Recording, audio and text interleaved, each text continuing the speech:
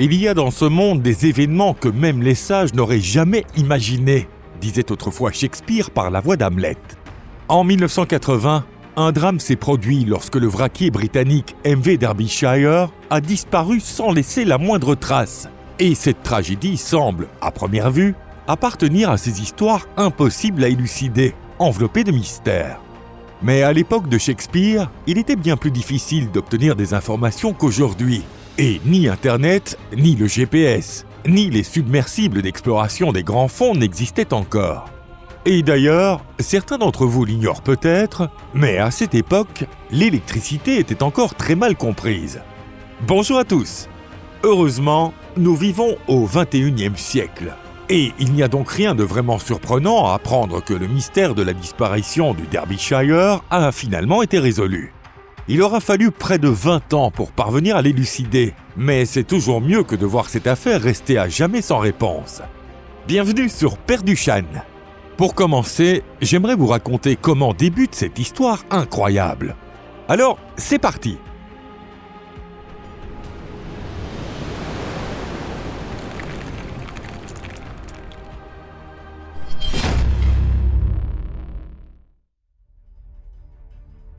Le Derbyshire, un navire marchand dont le Royaume-Uni était fier. Le cargo Derbyshire a été construit en 1976 et sa taille continue encore aujourd'hui de susciter l'étonnement. Et ce n'était pas seulement par ses dimensions qu'il impressionnait, car ses autres performances techniques étaient tout aussi exceptionnelles. Ce n'est d'ailleurs pas surprenant, puisque ce navire a été construit par le chantier naval Swan Hunter, situé le long de la rivière Tees, pour Bobby Line, une compagnie maritime britannique extrêmement célèbre, forte d'environ 200 ans d'histoire. L'un des projets les plus réussis de ce chantier fut la construction d'une série de gigantesques cargos de la classe Bridge. Ce navire avait été conçu pour transporter à la fois des cargaisons sèches, comme le minerai de fer ou le charbon, et des cargaisons liquides, comme le pétrole, ce qui en faisait un véritable navire 2 en 1. On peut dire qu'il s'agissait d'un camion maritime polyvalent, et ce type de vraquier était appelé un navire OBO, Ore, Bulk, Oil, c'est-à-dire minerai, vrac et pétrole. Le Derbyshire était un OBO typique, et c'était un navire de très grande taille. Il mesurait 294 mètres de long pour 44 mètres de large, et ses cales pouvaient accueillir jusqu'à 170 000 tonnes de marchandises diverses. Sa structure était standard pour un OBO, avec 9 cales équipées d'immenses panneaux de fermeture. De plus, grâce à un moteur extrêmement puissant, sa vitesse maximale atteignait 15 nœuds, soit environ 28 km/h. Tout semblait indiquer que ce navire gigantesque avait été construit à la perfection et que sa sécurité était totalement garantie. Pourtant, on découvrit par la suite que la cause fatale de la tragédie à venir se cachait dans la conception même du navire. Comment le navire a disparu ? Pourtant, en août 1980, parmi les 44 personnes à bord, personne ne pressentait la catastrophe imminente. En tout cas, le voyage n'a pas été annulé, et à notre connaissance, aucun problème lié à la sécurité n'a été signalé. Le navire transportait plus de 157 000 tonnes de minerai de fer du port canadien des Sept-Îles vers le port de Kawasaki, au Japon, et en plus des 42 membres d'équipage, 2 femmes, épouses de marins, se trouvaient également à bord. Après tout, quoi de plus normal que de faire plaisir à son épouse en lui offrant une belle traversée en mer ? Pendant ce temps, l'épouse du capitaine, âgée de 47 ans, était arrivée à Kawasaki en avion et elle comptait célébrer ce moment important avec son mari, qui allait enfin prendre sa retraite après plus de 20 ans de carrière en tant que marin. Mais la vie ne suit pas toujours les plans que l'on s'est fixés. Le 9 septembre 1980, le dernier message du Derbyshire parvient à la terre ferme. Il indiquait que le navire s'approchait de la zone d'influence d'un typhon. Ce typhon s'appelait Orchid et il faisait partie de ces tempêtes tropicales qui se forment régulièrement dans l'ouest du Pacifique. Étonnamment, les super typhons portent souvent des prénoms féminins plutôt mignons. Peut-être est-ce une façon d'apaiser une nature déchaînée, devenue impossible à maîtriser. Mais cette fois-ci, il était impossible de calmer la colère du typhon. En 1980, Orchid fut un typhon particulièrement violent. Les vagues atteignaient 10 à 11 mètres de haut et les vents dépassaient les 180 km/h. Une tempête d'une telle puissance représentait une épreuve redoutable pour n'importe quel navire, y compris le Derbyshire. Pourtant, ce bâtiment avait déjà affronté de nombreuses tempêtes sévères, et il était réputé pour être extrêmement robuste et fiable. De plus, le capitaine et tout l'équipage étaient des marins très expérimentés. Sans cela, ils n'auraient jamais été engagés sur un navire de ce niveau. Et pourtant, ce bâtiment disparut purement et simplement, sans même avoir émis le moindre signal de détresse. À l'époque, Internet et le GPS n'existaient pas encore, mais les communications radio classiques étaient généralement tout à fait fiables. De plus, d'autres navires pris dans le même typhon subirent divers dégâts, mais aucun ne coula. Personne ne comprenait ce qui avait pu arriver au Derbyshire, et on ignorait même l'emplacement approximatif de son naufrage. Les recherches organisées ne permirent de retrouver absolument aucune trace de ce gigantesque navire. La seule chose confirmée dans cette zone fut une immense nappe de pétrole, mais même après analyse des échantillons prélevés, il fut impossible d'en identifier la source. Les recherches ne commencèrent réellement que le 15 septembre, le jour même où le navire était censé arriver à destination. Elles se poursuivirent pendant 6 jours, mais sans aucun résultat, et furent officiellement interrompues. Le chantier naval Swan Hunter publia alors un communiqué officiel annonçant que le 9 septembre 1980, alors que le vraquier Derbyshire traversait le cœur du typhon Orchid, il avait sombré, entraînant la mort de tous ses membres d'équipage et passagers à bord. Le 21 septembre 1980, soit 12 jours après la date supposée de l'accident, le navire diesel Cambridgeshire arriva dans la zone où l'on pensait que le Derbyshire avait coulé. Depuis ce bâtiment, une couronne funéraire fut jetée à la mer et, conformément aux traditions maritimes, une cérémonie commémorative eut lieu, incluant une minute de silence. Ensuite, après avoir tourné en cercle au-dessus du lieu du drame, le navire diesel reprit sa route. Le 24 octobre, soit un mois après la disparition du Derbyshire, un pétrolier japonais découvrit un canot de sauvetage en lambeaux. Son état laissait penser qu'il avait été arraché de force de l'endroit où il était fixé à la coque, et il ne semblait pas avoir été utilisé pour fuir le navire. Ainsi, l'affaire sembla se conclure. La compagnie maritime reçut 11 millions de livres sterling et les familles des victimes obtinrent 5 000 livres par personne.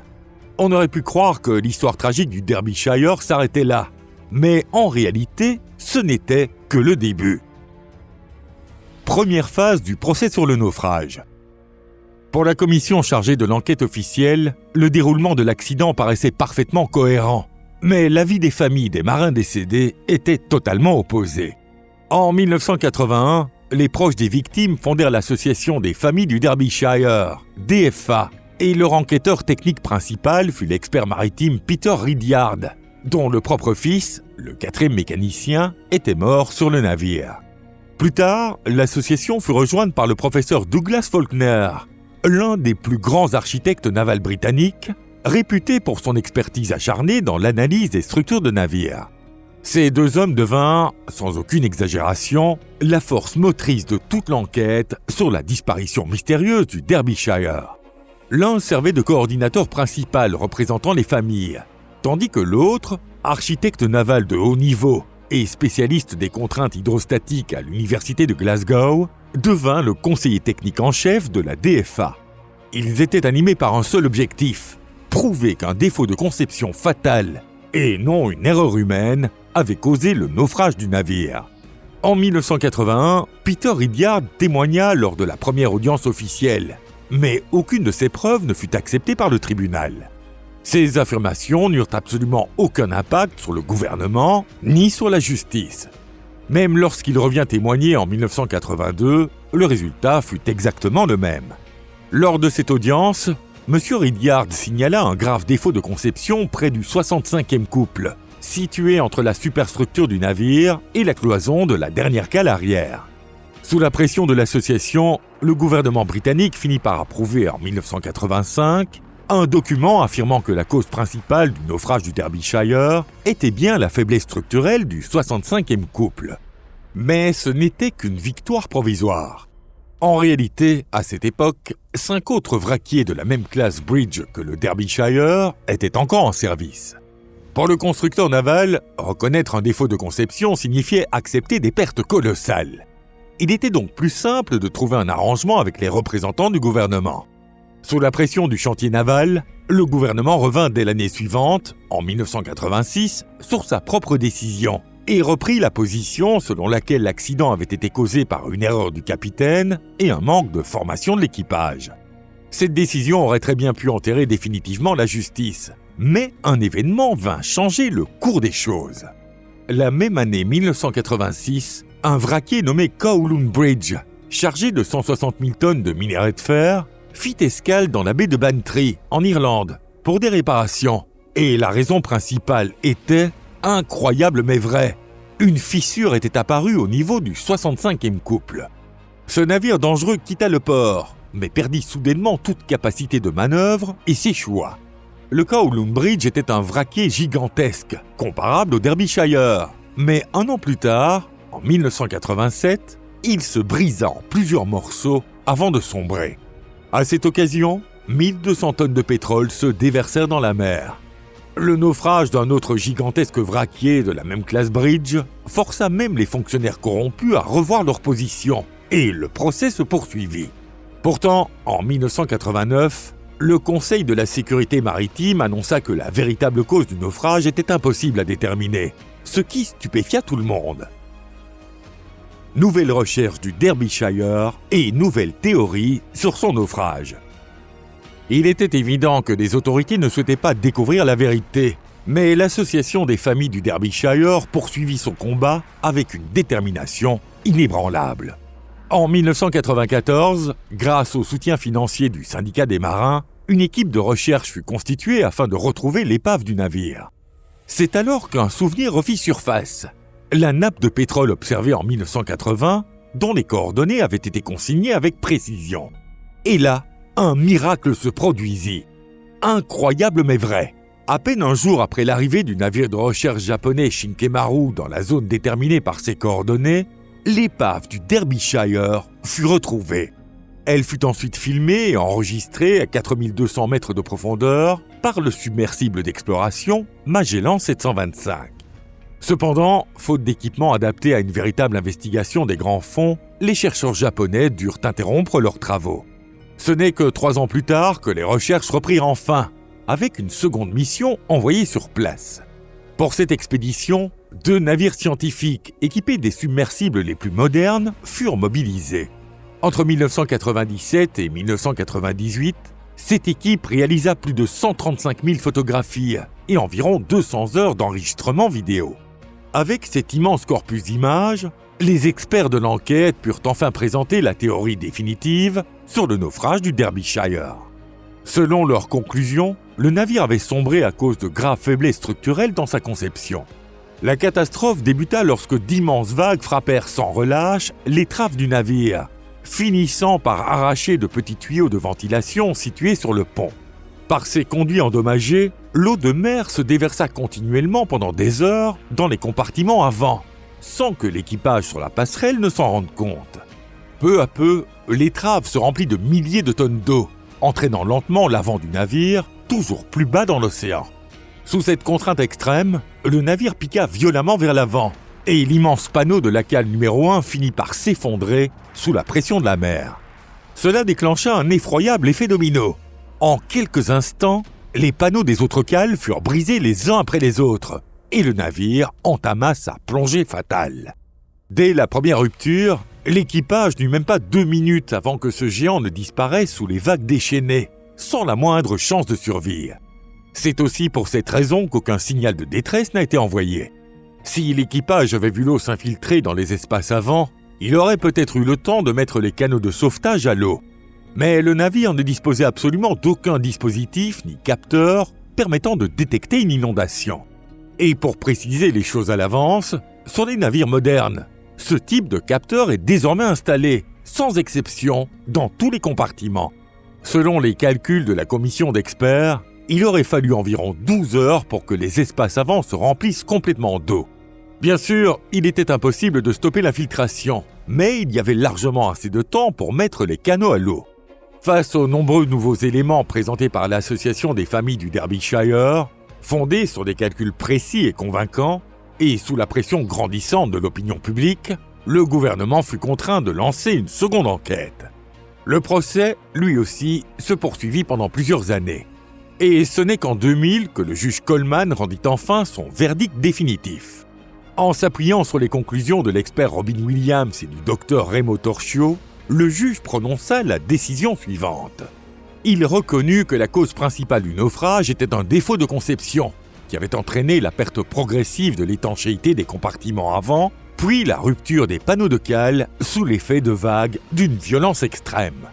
À l'issue du procès, les chantiers navals furent finalement contraints d'assumer des coûts colossaux afin de corriger toutes les faiblesses techniques structurelles sur l'ensemble des vraquiers encore en service. Car les nouvelles normes adoptées par le gouvernement imposaient le renforcement des panneaux de cale, l'amélioration des systèmes d'évacuation de l'eau sur le pont, ainsi qu'une surveillance permanente de l'état des compartiments du navire. Bien entendu, ces décisions et ces mesures ne pouvaient pas rendre la vie aux membres d'équipage du Derbyshire. Mais elles ont bel et bien permis de restaurer leur honneur et leur réputation, tout en contribuant à sauver la vie de milliers de marins embarquant sur des navires modernisés et plus sûrs. Si vous avez apprécié la vidéo d'aujourd'hui, pensez à laisser un like et à la partager avec vos amis. Merci à tous d'avoir regardé jusqu'au bout. Sur ce, on se retrouve très bientôt. Au revoir.